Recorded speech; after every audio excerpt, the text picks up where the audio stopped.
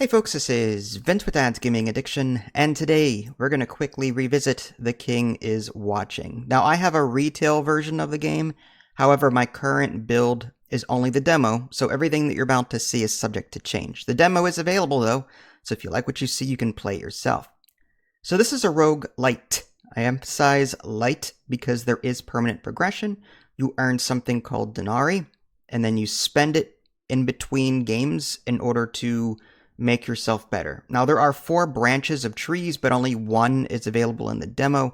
There's also a lot of other things that seem to be locked as of the result of the demo. For example, you can choose a king. Each king has a different ability, but you only have the one king in the demo. And the king's ability in this demo is that you can move buildings around your 4x4 grid, but every time you do that, it suffers a temporary penalty, so it doesn't produce as efficiently. And as the name implies, the king is watching. You're going to be moving this little tetromino piece around your 4x4 grid. This is the king's sight. And only when a building is in the king's sight does it produce. So you might have, say, 10 buildings in your 4x4 grid, but only 3 of them can be active at a time. So you're constantly moving it around, you're rotating it. And there's also a bit of strategy and where you're putting the buildings as well to get the most out of your system. For example, if you have something that's consuming food, you might want to put a farm nearby so that your tetromino piece will fit over both so that you're producing and consuming at the same time.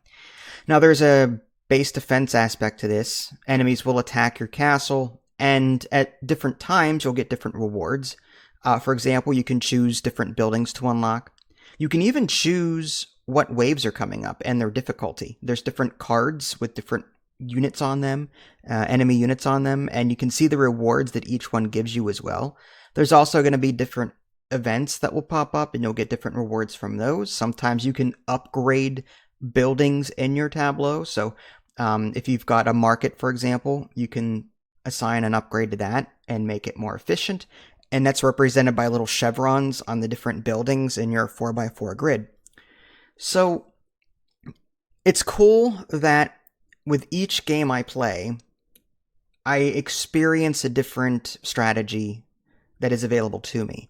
And what I mean by that is this game has a lot of different ways to build your castle in the 4x4 grid that sometimes you may not have access to the things that you did in the previous game. Like, for example, I got the clay mine in my first game very early on, and then I also got a building that let me repair my castle walls. So I was using my clay mine and my repair building in conjunction regularly to take a lot of damage and heal.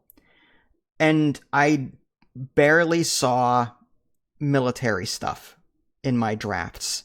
So my strategy was, and I taking artifacts that healed my castle, like for every time a field expired in my 4x4 grid, some buildings are temporary, it'll heal my castle by 10 or something like that.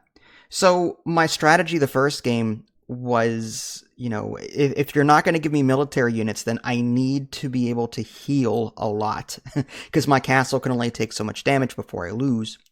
So my troops were dying left and right, but I had an artifact that every time a troop died, I got my castle wall healed by 1. So I'd be producing all of these cheap peasants, even though they sucked in a military aspect. They died quickly, but every time they did die, my castle healed for a point. So it was an interesting way to play. And I died at some point after the first boss, and then on my second playthrough, I had a completely different experience. I had a proper barracks, I had archers, I even built a dragon roost, and I was trying that out. And at the cost of flour, which is refined by the wheat that you make in your fields, yeah, there's ABC resource production in this. So your wheat will become flour if you so choose it to be that way. But anyway, I had, dragon roost, I had archers, I had a barracks kind of thing. And you can even upgrade the king's sight too at the cost of gold, assuming you've got it, and some other resources.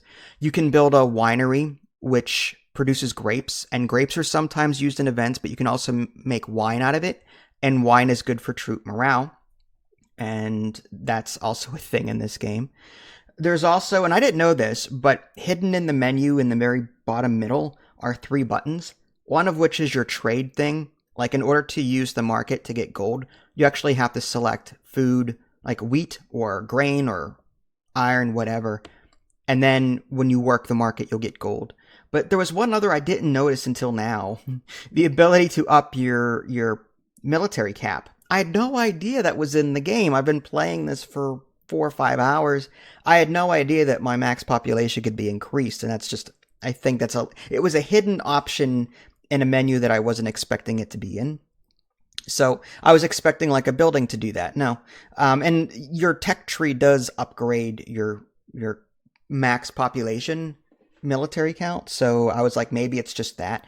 So there were things about this game that I'm still discovering. And I like that a trader will come by every now and again and through the use of Denari offer you like different consolation strategies that you may not have expected to use because you didn't get them drafted in your rewards. So this game has a lot going for it, and I don't know what makes me keep coming back to it, but it's a lot of fun. But it is just a demo at this point, so I'm going to reserve any sort of formal judgment. But I will just say this. I don't have time to play a whole lot of demos because I'm busy, and I get a lot of key offers and all that crap. So I typically don't have a lot of time to cover demos. So the fact that I've been playing this demo build for 4 to 5 hours says a lot. I'm enjoying it. And also the fact that it's actually a retail key and it's just a demo build for now. The fact that it will turn into a retail key at some point does encourage me to play it more. So developers, if you're listening, take note. I prioritize retail keys over demo keys for obvious reasons. I mean, demos are, temporarily supported. And if I'm going to cover your game, I'd like something to show for it, like a permanent key. You know what I mean? I'd rather have a full game as a reward for covering your game. I'm just saying. Anyway, the king is watching. It's a different way to play a roguelite for sure. But more stuff is coming past the demo, and I'm really looking forward to it. And yeah, that's all I really got to say about it. Just keep this on your wish list if you like what you see. Again, the demo is available now, so give it a shot. This is Vince. Thanks for watching. I'll catch y'all next time. Take care.